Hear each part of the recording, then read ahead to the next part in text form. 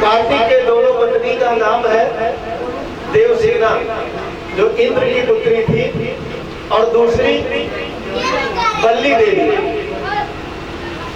ये दो पत्नियां कार्तिक के थी, बल्ली देवी और देवसेना।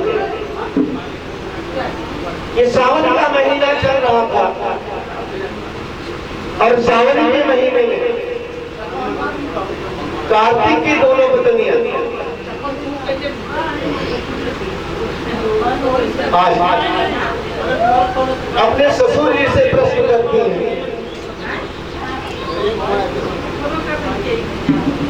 कि पिताजी, हमारे देवर गणेश जी की तो प्रथम पूज्य के रूप में पूजा होती है, और हमारे पति कार्तिक की क्यों नहीं पूजा होती है? लक्ष्य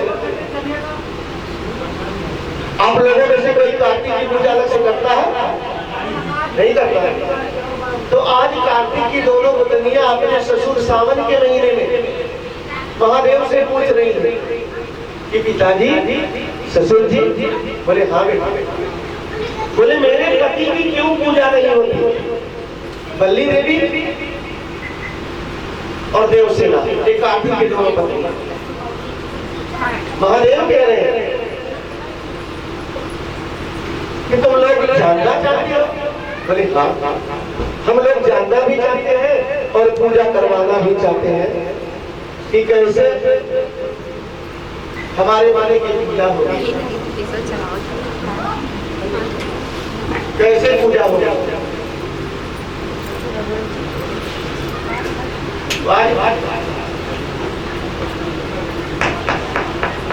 भोले बाबा कहते हैं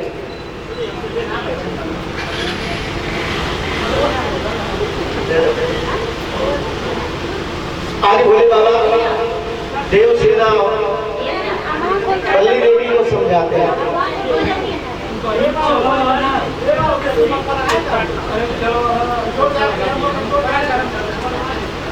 क्या समझाते हैं? कि हे बेटी,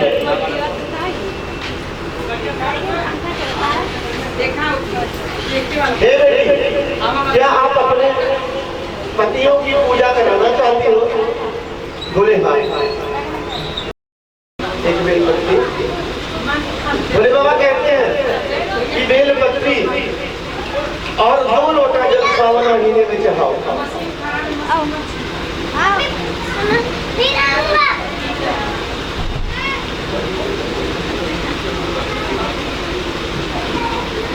देखिए, ये बेलपत्री कहां से आई दुनिया में? ये बेलपत्री माता पार्वती के आंसुओं का फल। हजारों वर्ष से मैया तपस्या कर रही थी। सावन के बाद जो भादो आता है, एक व्रत आता है भादो की तीज।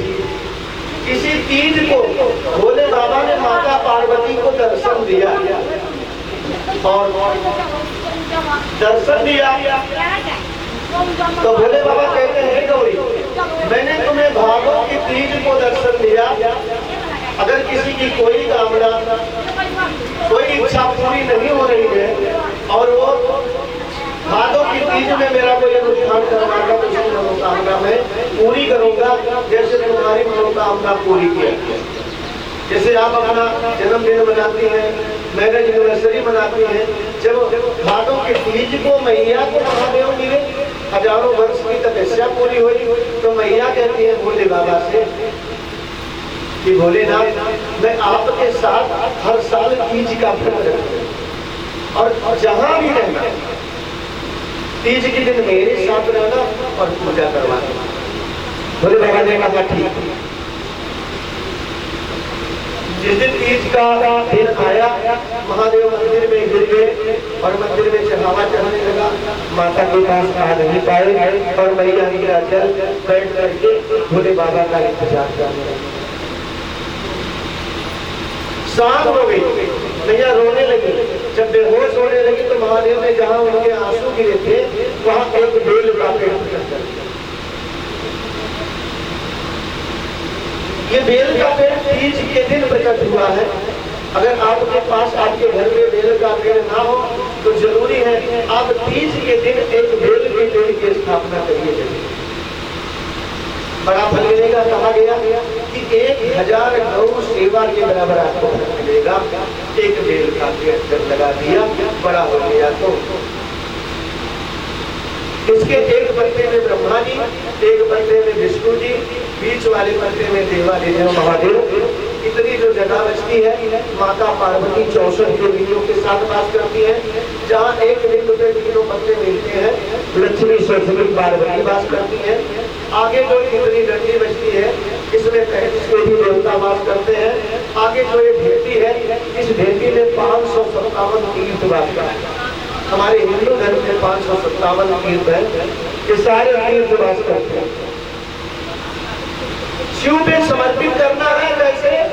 इस तरह से, ऐसे ये जलाधारी की तरफ होनी चाहिए, गंदी उत्तर दिशा में। और जब इसमें आप जल चढ़ाते हो तो वो बाबा जल अकेले नहीं देते।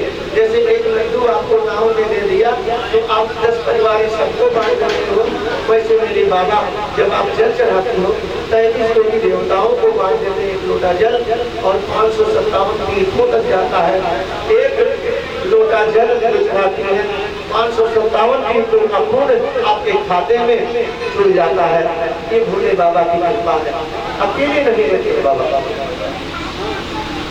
आपके पास शिवलिंग है, आपने पूजा किया, पूजा करने के बाद बेल के पेड़ की परिक्रमा कर दिया साथ, तो 7 अश्वमेध यज्ञ का फल आपको प्राप्त हुआ। लेकिन इस बेल पत्री के भी नियम है। जब इस बेल पत्री को इस डाल से माता का पेड़ है अलग करो तो मंत्र दे के पहले जाओ, उसे प्रणाम कर लो, बेल के पेड़ को प्रणाम कर लो भैया, तो फिर ये तोड़ो। चाहे पंचाक्षर मंत्र नमः शिवाय बोल के तोड़ो, चाहे षडाक्षर मंत्र ओम नमः शिवाय, चाहे श्री शिवाय नमः। जितने बेल की पत्री लेना आपने तोड़ लिया, नमः शिवाय नमः शिवाय नमः शिवाय। फिर हाथ में रख के विनती करो कि हे माधव चलो मेरी साथ भैया, मैं आपको महादेव पे समर्पित करने के लिए ले जा रही हूँ, मेरे साथ चल के नहीं आती। महादेव के साथ मिलकर जो मेरे जीवन में परिवार के संकट दुख तकलीफ स्वयं दूर करना, धन धान से परिपूर्ण करना। चलो भगवान चलो, अब विनती करके आप चढ़ाओ, देखो आपका काम निश्चित पूरा होगा। तो आज भोले बाबा कह रहे हैं कि हे देव, हे बल्ली देवी, अपने भक्तों से, हे बल्ली देवी देवसेना, कार्तिक की पत्नी है दोनों, बल्ली देवी और देवसेना। जब तुम जल चढ़ाओगी 2 लोटा जल चढ़ाओ, हो सकता है तुम्हारी सास पार्वती खुश हो जाए। देवसेना और बल्ली देवी पूछती है कि आखिर मेरे पति को माता जी ने श्राप क्यों दिया? बोले बाबा कहते हैं ये बड़ी कहानी है। बोले कैसे? महादेव बताते हैं सबको कि घर में खुशियां थी, सावन का महीना था और हम लोग झूला झूल रहे थे। बाबा बताते कैसे? एक कजरी के साथ